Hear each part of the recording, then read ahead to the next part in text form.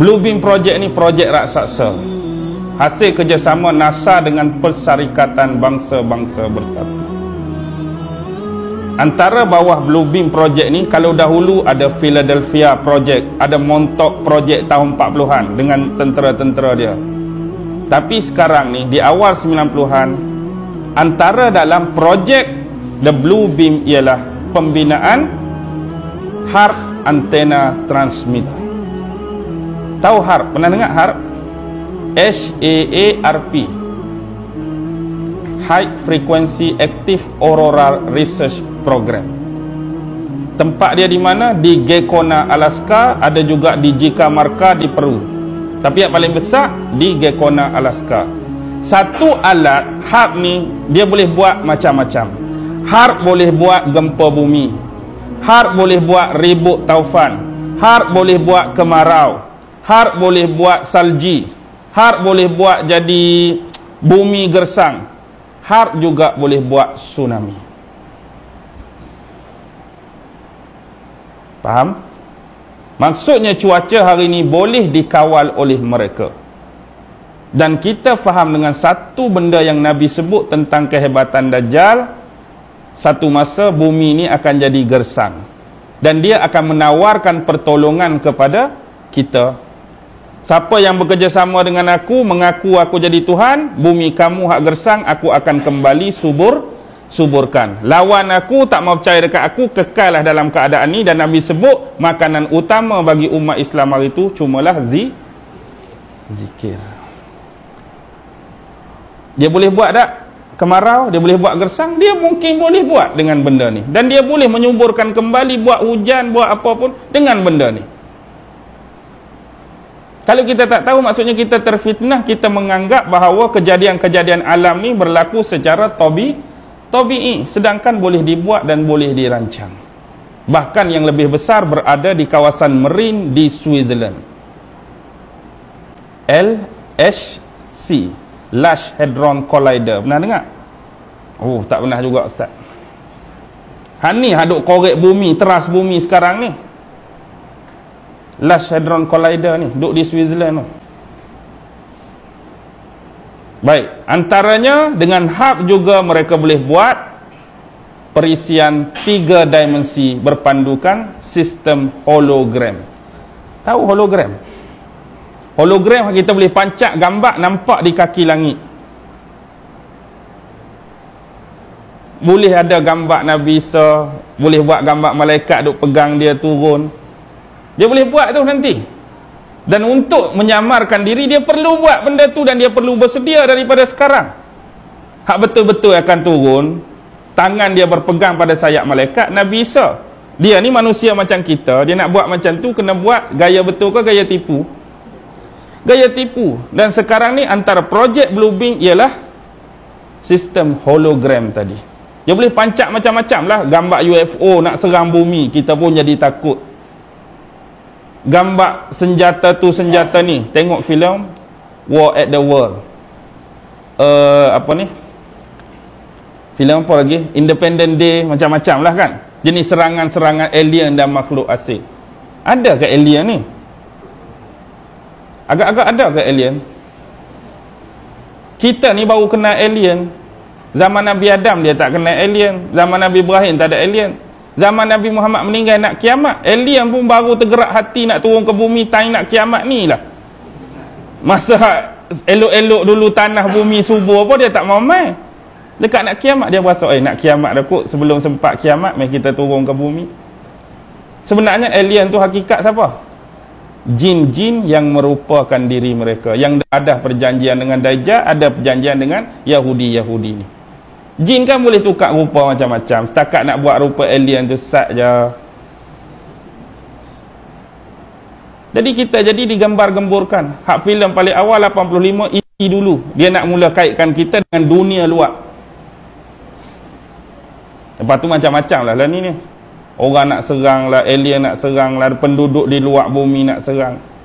Hakikatnya tak ada pun. Dia mempainkan. Lepas tu bila kita dalam ketakutan, maka kita memerlukan seorang superhero lah tak? Superhero. Dia orang Yahudi ni, dia tak ada superhero, sebab tu dia reka sendiri superhero dia. Kita ada Salahuddin Ayyubi, ada Tariq Ziyad, ada macam-macam. Dia dah tak ada. Perang-perang kalah, perang-perang mati. Dia buatlah Batman, Iron Man, Superman. Tu pun Superman tersilap, spender duduk kat luar. Malu kau orang tak? Kita pun buatlah juga keluar man dah, apa man macam-macam lah, nak tiru ada man belakang tu. Jadi itulah hakikatnya, mereka tak ada tokoh, mereka tak ada adiwira. Adiwira hanya dicipta dulu, dia bukan buat kartun saja, tapi bila dah terangsang orang jadi minat budaya fandom ni, dia mula buat filem dalam bentuk orang dah.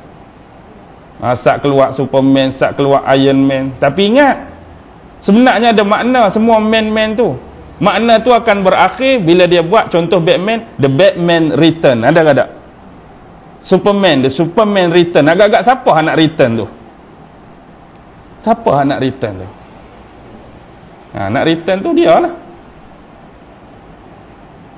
Kita tak ada. Kita dulu ada return. Return apa? Return periksa Julai tak?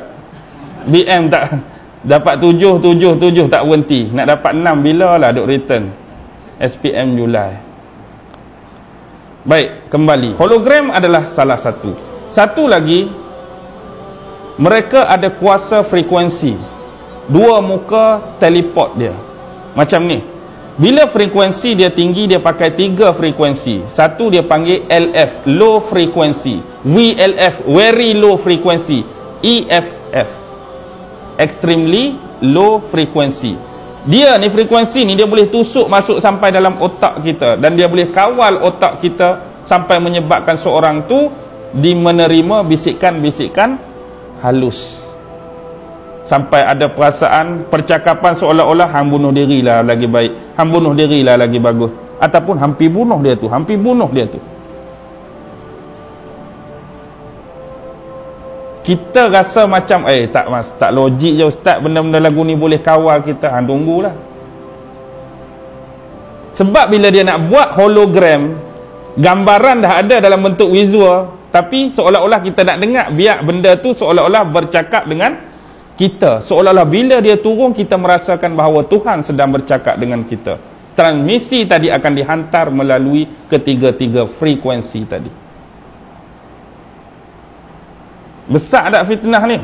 Besar fitnah ni kalau main-main. Tapi bila kita duk cerita, kita duk kaji, orang kata apa? Taksub lah ustaz, paranoid lah ustaz, tak ada kerja lah ustaz, baik baca Quran, baca hadis. Lepas tu malam ni duk baca kitab Feng Shui ke? Berapa banyak ayat dah kita bagi, berapa banyak hadis dah kita bagi, paranoid ikut mana lagi? Bukan kata hak kita, hak depa pun kita bagi ayat dengan nas, dengan fasal, dengan ayat yang lengkap. Dan kita dah buka pada awal lagi, Allah yang dah terobos lebih awal membongkar kesesatan dia.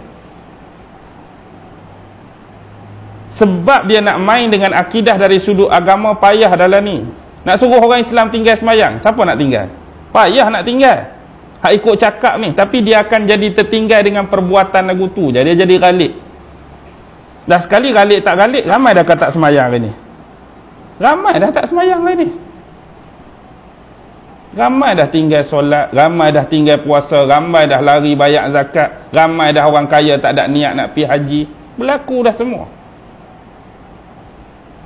Lepas tu kalau hak semayang pula dah mula hilang rasa khusyuk, tak ada dah. Rasa takut keluar daripada semayang, rasa takut. Nak takut lagu mana? Datang selipak buruk, balik selipak. Datang dia selipak harga RM1.50 je. Dia balik selipak harga 30. Padahal baru lepas semayang tadi pun. Faham ke tak maksud saya tu? Maksudnya keluar daripada semayang tak ada ta'zim, tak ada takhfif pada Allah. Tak ada rasa takut, tak ada rasa keagungan. Fitnah ni kalau nak sebut memang boleh macam-macam dajjal. Tapi hakikatnya kita perlu berhati-hati dan bersedia. Macam mana nak buat? Hanya perlu tepis fitnah dia. Macam-macam fitnah ni hak kita cerita hari ni, hak berjaya dah dibongkar oleh ulama-ulama cendekiawan. Hak kita tak tahu dia duk rancang hari-hari.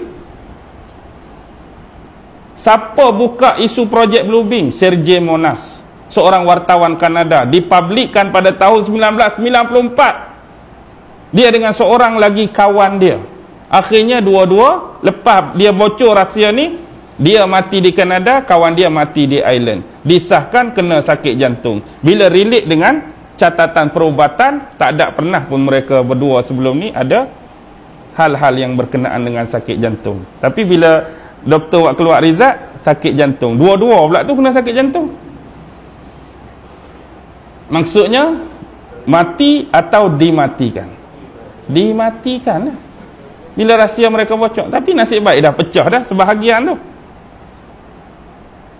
Hak pecah tu kita tolong sebab. Walaupun kita sendiri masih dalam pengkajian, masih dalam analisis. Benda ni boleh dibuat, benda ni boleh mungkin berlaku. Kita nak letak atas kita kata ketepatan 100% tu tak. Tapi bila kita sebut ni, dia ada satu daya dipanggil berhati-hati.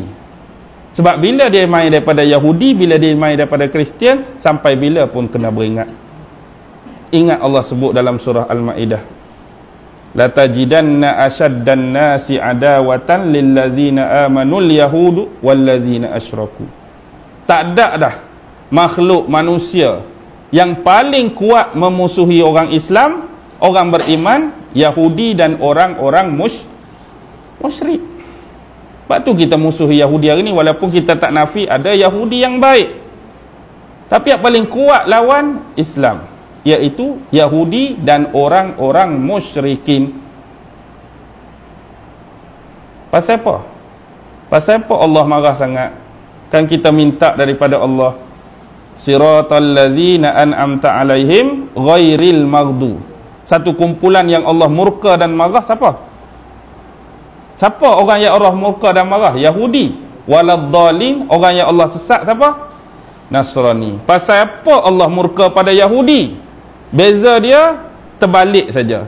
Yahudi dia ada ilmu, dia ada pengetahuan, tapi dia tak mau beramal. Orang Kristian dia tak ada ilmu, dia tak ada pengetahuan, tapi suka buat amal. Itu yang jadi banyak bid'ah tu. Beramal suka, tapi ilmu tak ada. Sebab tu dia jadi sesat. Sebab tak ada ilmu, suka buat amal, dia boleh jadi sesat. Hak boleh jadi Tuhan marah, ilmu ada tapi hang tak mau guna. Tapi orang yang siratal ladzina an'am, dia ada dua-dua. Dia ada ilmu, dia beramal. Itulah sifat orang Islam yang beriman. Kita ada ilmu, kita buat amal. Dan bila Allah marah kepada grup ni, tu sifat khusus Allah tunjuk. Kalau hari ni kita Islam pun mengaku beriman, ada ilmu tak beramal, sama ke tak sama? Sama je.